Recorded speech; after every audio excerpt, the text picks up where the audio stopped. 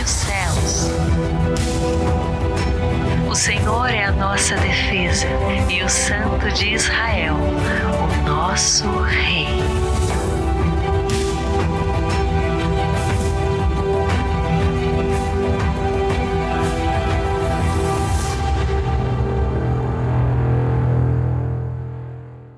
Bem-vindos ao Karina em Israel, caminhando pela Bíblia, e hoje eu estou aqui no Monte Carmelo, uma famosa montanha costeira em Israel com pouco mais de 500 metros de altitude e com vista para o mar Mediterrâneo.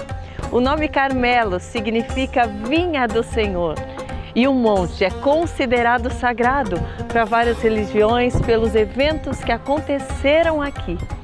Na época da monarquia, este monte foi o lugar de batalhas entre reis, mas também entre os profetas, os sacerdotes do Senhor, contra as entidades espirituais que passaram a disputar o espaço de Israel.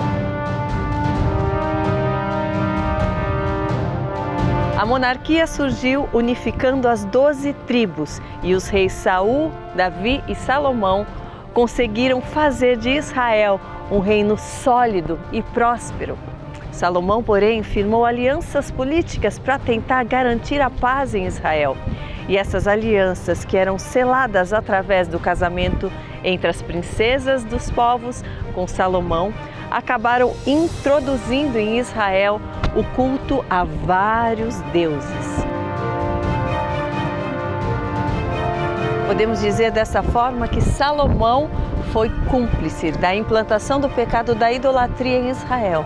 Isso gerou consequências sérias para sua descendência, como, por exemplo, a divisão do reino, que fragilizou bastante o culto a Deus nessa terra.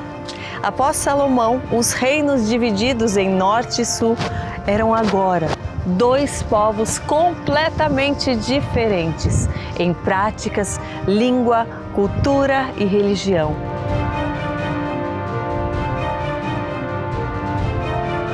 O Reino do Sul permaneceu pertencente à família de Salomão e seus descendentes.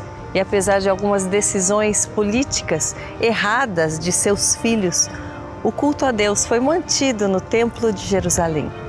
No Reino do Norte, porém, a revolta contra os descendentes de Salomão foi tão grande que nem mesmo cultuar o mesmo Deus era permitido. Foi então que aqui no Monte Carmelo, um profeta levantado pelo Senhor foi enviado para que eles tomassem a sua decisão. A palavra nos diz assim, em 1 Reis 18:16.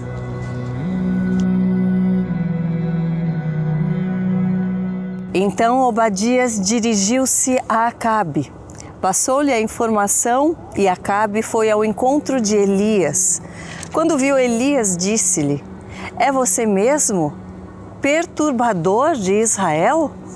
"Não tenho perturbado Israel", Elias respondeu, "mas você e a família do seu pai têm. Vocês abandonaram os mandamentos do Senhor e seguiram os Baalins. Agora convoque todo o povo de Israel para encontrar-se comigo no Monte Carmelo e traga os 450 profetas de Baal e os 400 profetas de Aserá, que comem à mesa de Jezabel."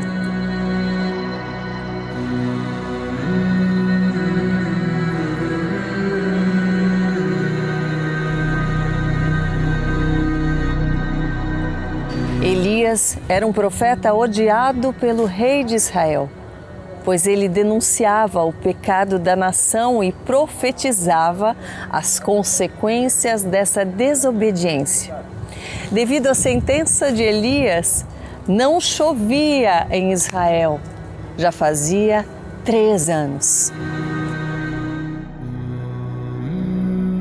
Acabe convocou então todo Israel e reuniu os profetas no Monte Carmelo.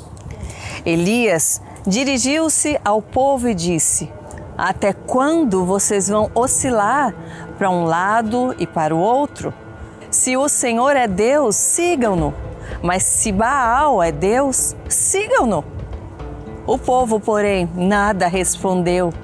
Disse então Elias: eu sou o único que restou dos profetas do Senhor, mas Baal tem 450 profetas. Tragam 2 novilhos, escolham eles um, cortem-no em pedaços e o ponham sobre a lenha, mas não acendam o fogo. Eu prepararei o outro novilho e o colocarei sobre a lenha, e também não acenderei fogo nela. Então, vocês invocarão o nome do seu Deus, e eu invocarei o nome do Senhor. O Deus que responder por meio do fogo, esse é Deus. Então todo o povo disse: o que você disse é bom.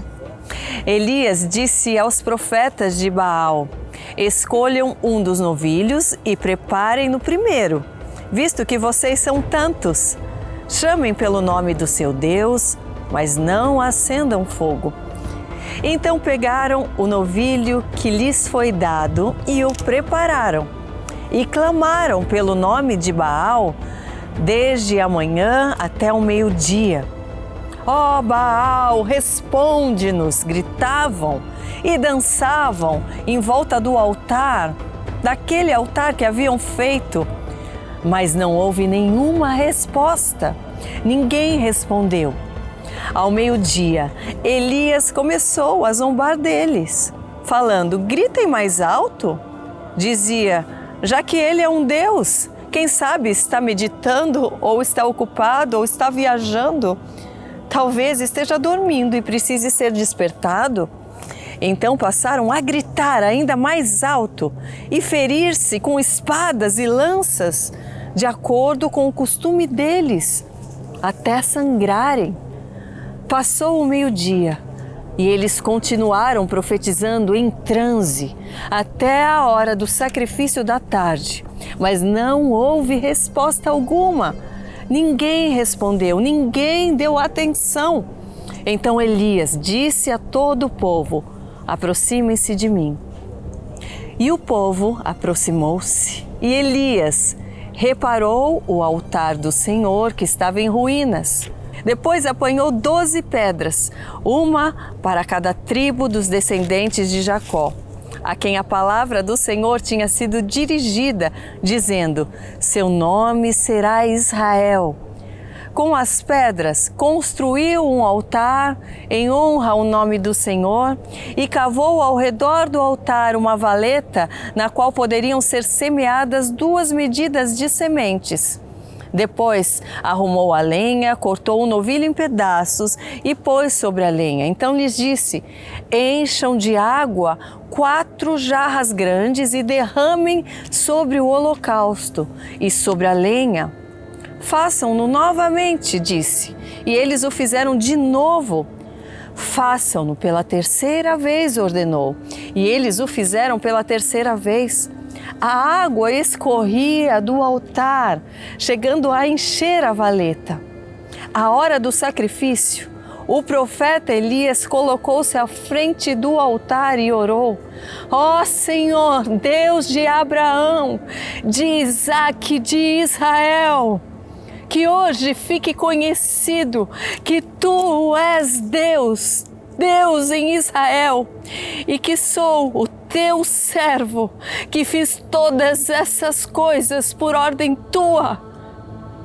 Responde-me, ó Deus, responde-me, para que este povo saiba que Tu, ó Senhor, és Deus e que fazes o coração deles voltar para Ti. Então o fogo do Senhor caiu e queimou completamente o holocausto, a lenha, as pedras e o chão, e também secou totalmente a água na valeta.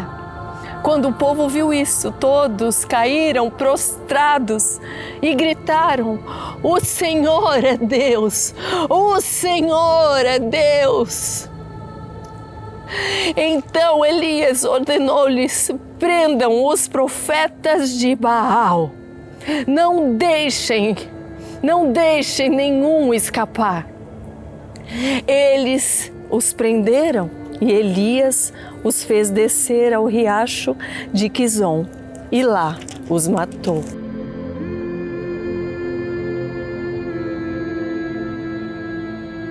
A única forma daquele povo decidir sobre quem seria seu Deus era através de um sinal claro de que estavam sendo enganados pelos ídolos que foram introduzidos pelos povos vizinhos. Elias tinha a missão de clamar a Deus de tal maneira que este sinal se manifestasse. Em 1 Reis 18:37, responde-me, Senhor, para que este povo saiba que Tu és o Senhor, Tu és Deus e que fizeste o coração deles voltar para Ti. A oração de Elias fez cair fogo do céu e todo o povo pôde declarar que só o Senhor é Deus. Há alguns momentos em nossa vida que, diante de algumas decisões, precisamos agir como Elias. Não dá para titubear, não dá para ficar na indecisão. Se for preciso, clame o fogo do céu para desmascarar as obras do inimigo, para destronar os ídolos dentro de sua casa, de sua alma e para te mostrar exatamente qual caminho você deve seguir. O fogo do céu consumiu a oferta da terra, provando que, por mais que pareça silencioso, Deus atende a sua oração. Pois só o Senhor é Deus. Elias disse ao rei: corra, porque vai chover. Eu já ouço o barulho de chuva e eu sei em quem tenho crido. Após 3 anos sem chover, também veio chuva do céu.